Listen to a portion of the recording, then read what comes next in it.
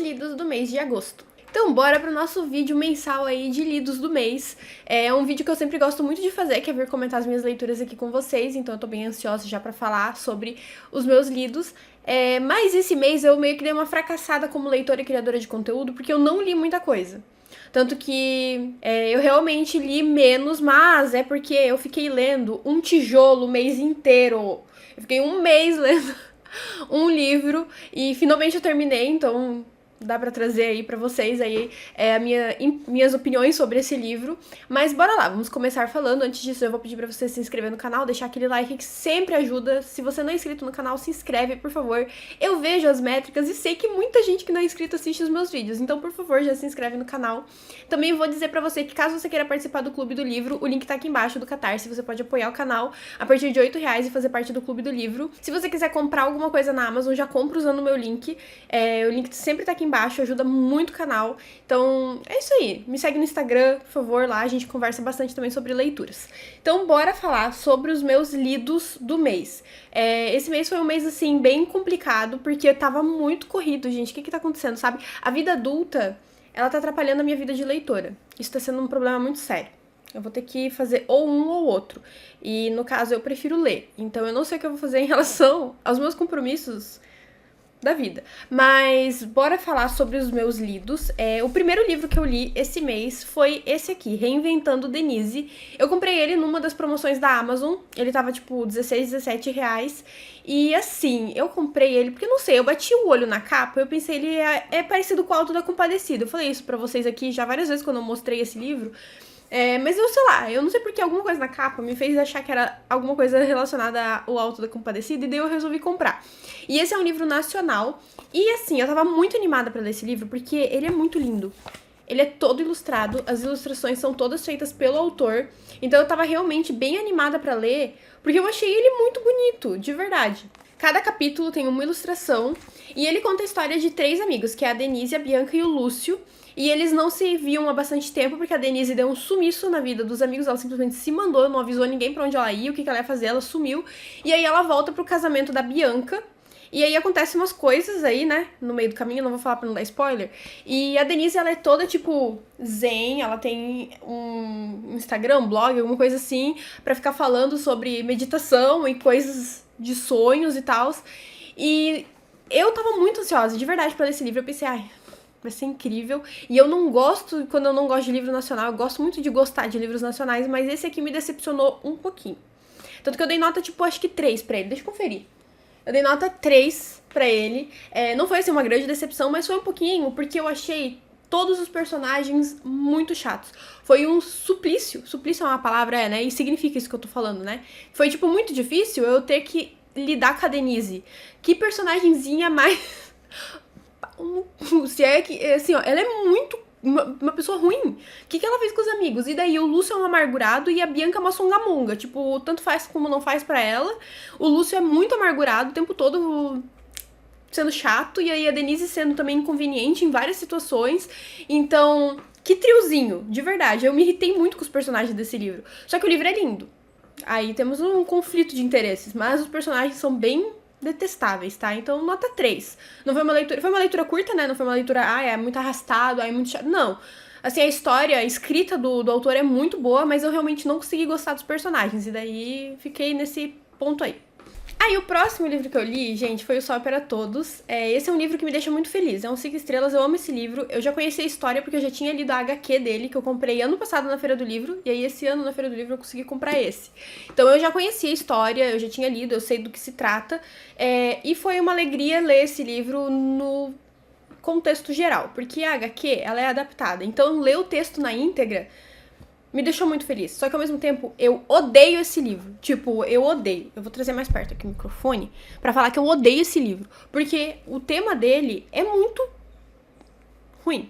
Vocês entendem, né? Esse livro fala sobre racismo. Ele é contado pela Scout, a Jean Louise Scout, que é uma menina de, sei lá, 6, 7 anos. Então é narrado do ponto de vista dela. Eles vivem no condado de Macomb, no Alabama. Ela, o pai, que é o Atticus, e o irmão Jem. E aí ela vai narrando tudo que acontece ali naquele condadozinho. Tudo toda a vida, escola, vizinhos, os amigos, ela vai contando tudo que aconteceu na época onde o Jem quebrou o braço, então ela vai começar contando sobre a época que o irmão dela quebrou o braço, o que aconteceu.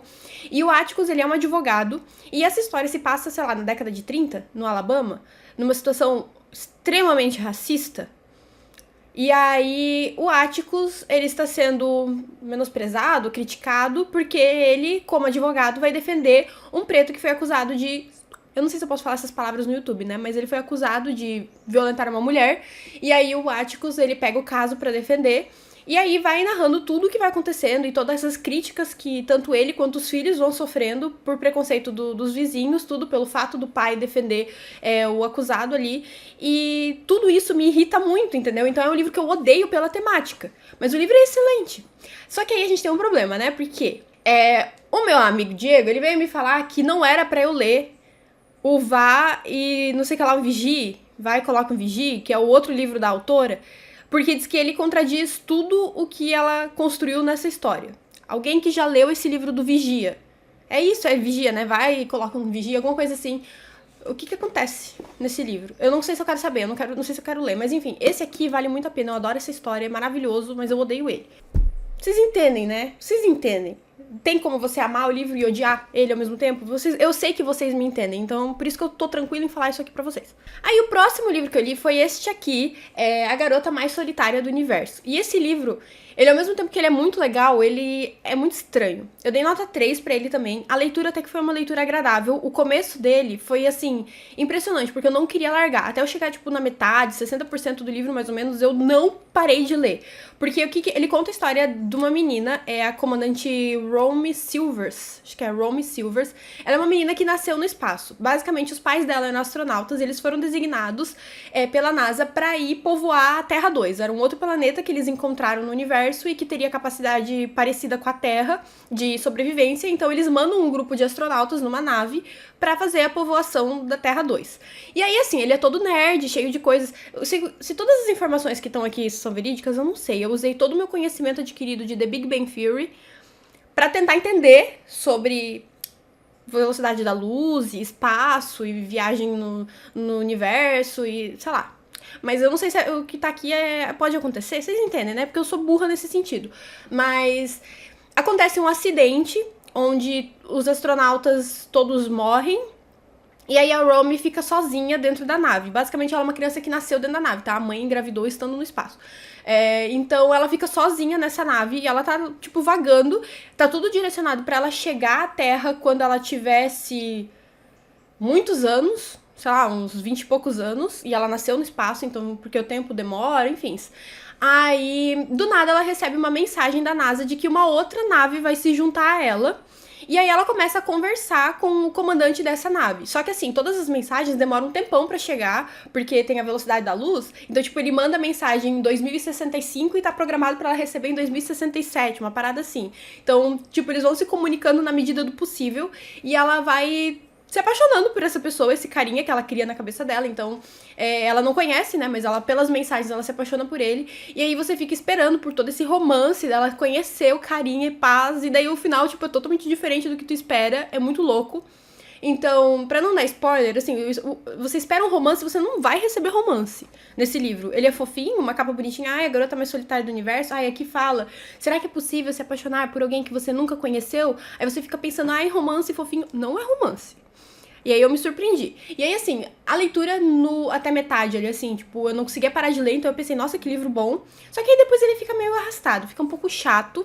E a Romy é meio chata, só que também não dá pra criticar 100% ela, porque ela é uma menina que faz anos que não tem interação humana com ninguém, porque os pais morreram quando ela tinha 11, e aí a história tá se passando com ela com 16, então há pelo menos 4 anos ela não tem ligação nenhuma com um humano, tipo, a não ser os e-mails que ela trocava com a psicóloga da NASA e que também demoravam anos pra chegar, então, tipo, ela conversava com a psicóloga, mas daí ia demorar um ano pra psicóloga responder ela, então ela não tinha muita interação realmente, e aí é isso, sabe? Então fica um pouco chato, mas dá pra entender o porquê, e aí o final ele surpreende, porque você não esperava o que acontece no final desse livro.